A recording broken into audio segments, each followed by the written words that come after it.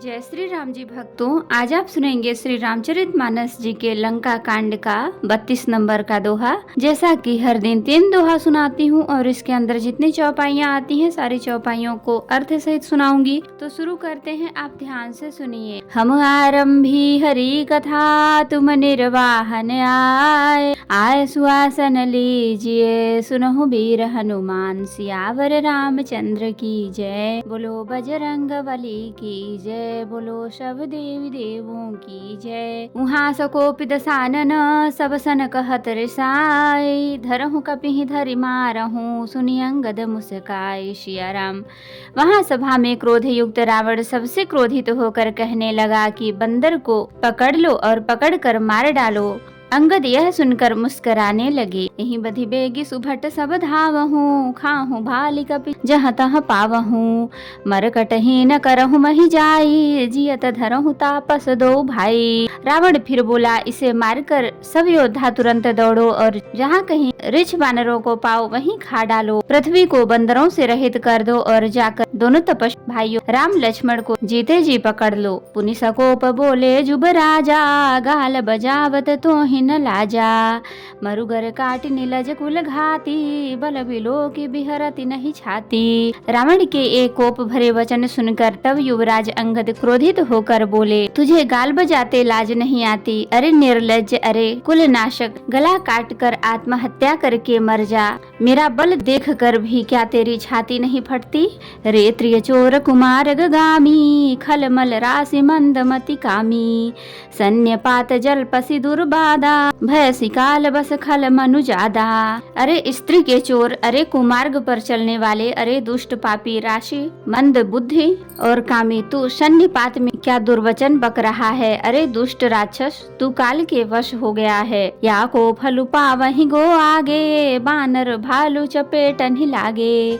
राम मनुज बोलत असी बानी, गिरहिन तब रसना अभिमानी। इसका फल तू आगे वानर और भालुओं के चपेटे लगने पर पावेगा। राम मनुष्य है ऐसा वचन बोलते ही अरे अभिमानी, तेरी जीभ नहीं गिर पड़ती? गिरी है रसना संशय नाही, सिरहि समेत समर मही माही। इसमें संदेह नहीं है कि तेरी जीभ अकेले नहीं वरम सिरों के साथ रणभूमि में गिरेंगी। सो नर क्यों दस कंध, बाली बध्यो जही एक सर, बीसहु लोचन अंध धिग तब जन्म कुजाति जड़। सिया राम। रे दशकंध, जिसने एक ही बाण से वाली को मार डाला, वह मनुष्य कैसे है? अरे कुजाति, अरे जड़, 20 आंखें होने पर भी तू अंधा है? तेरे जन्म को धिक्कार है।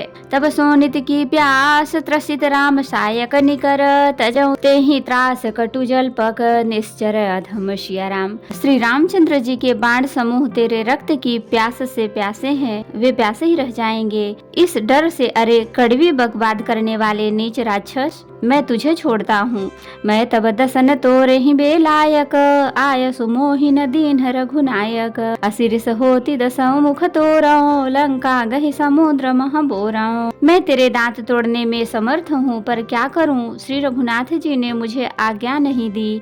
ऐसा क्रोध आता है कि तेरे 10 मुख को तोड़ डालूं और तेरी लंका को पकड़कर समुद्र में डुबा दूं। गूलरी फल समान तब लंका, बसहु मध्य तुम जंतु असंका, मैं बानर फल खात न बारा, आय सुदीन राम उदारा।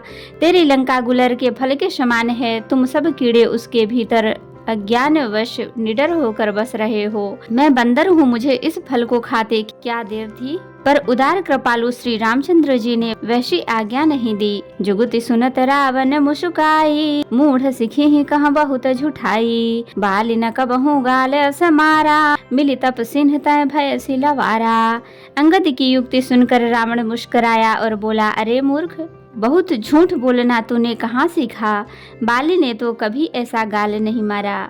जान पड़ता है तू तपस्वियों से मिलकर लबार हो गया है। साच हूँ मैं लबार भुज बीहा, जौनो उपारौ तब 10 जीहा, समुझि राम प्रताप कपि कोपा, सभा माझपन करि पद रोपा। अंगद ने कहा, अरे 20 भुजाओं वाली यदि तेरी 10 जीभें मैंने नहीं उखाड़ ली तो सचमुच मैं लबार ही हूँ। श्री रामचंद्र जी के प्रताप को समझकर स्मरण करके अंगद क्रोधित हो उठे और उन्होंने रावण की सभा में प्रण करके दृढ़ता के साथ पैर रोप दिया।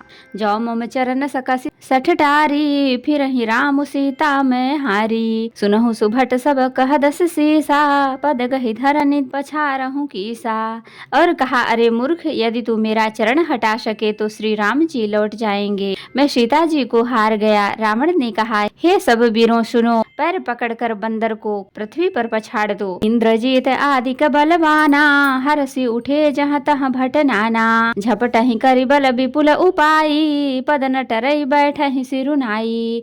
इंद्रजीत, मेघनाद आदि अनेकों बलवान योद्धा जहाँ तहाँ से हर्षित होकर उठे। वे पूरे बल से बहुत से उपाय करके झपटते हैं, पर पैर डलता नहीं। तब सिर नीचा करके फिर अपने अपने स्थान पर जा बैठ जाते हैं। पुनि उठी झपटहि सुर आराती, टरई न कीस चरने ही भांति। पुरुष कुजोगी जिमि उर्गारी, मोह बिटप नहीं सकहीं उपारी।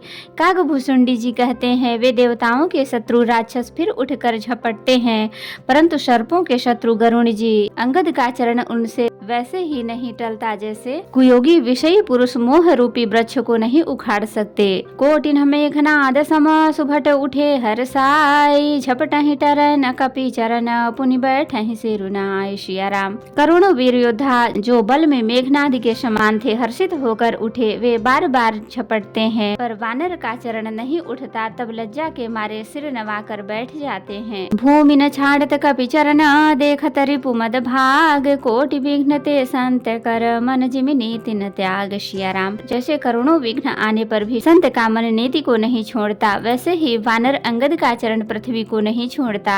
यह देखकर शत्रु रावण का मद चूर हो गया। कपि बल देख सकल ही हारे, उठा राम कपि के परचारे। गहत चरण कह बाली कुमारा, मम पद गहे न तोर उबारा। अंगद का बल देखकर सब हृदय में हार गए।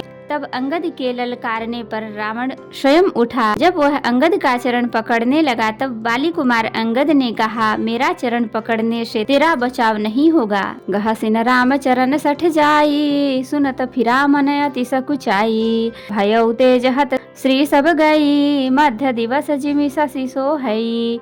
अरे मूर्ख, तू जाकर श्री राम जी के चरण क्यों नहीं पकड़ता? यह सुनकर वह मन में बहुत ही सकुचा कर लौट गया।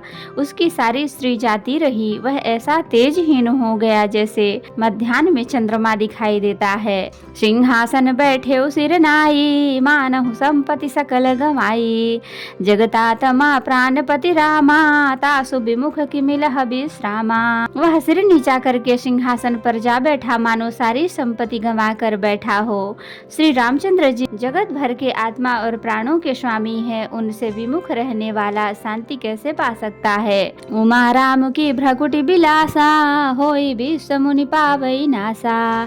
तृण ते कुलिस कुलिस तृण करई, तासु दूतपन कहूँ की मिटरई। शिव जी कहते हैं, हे उमा, जिन श्री रामचंद्र जी के भ्रू विलास भाव के इशारे से विश्व उत्पन्न होता है और फिर नाश को प्राप्त होता है, जो तृण को वज्र और वज्र को तृण बना देते हैं, अत्यंत निर्बल को महान प्रबल और महान प्रबल को अत्यंत निर्बल कर देते हैं, उनके दूत का प्रण कहो कैसे टल सकता है?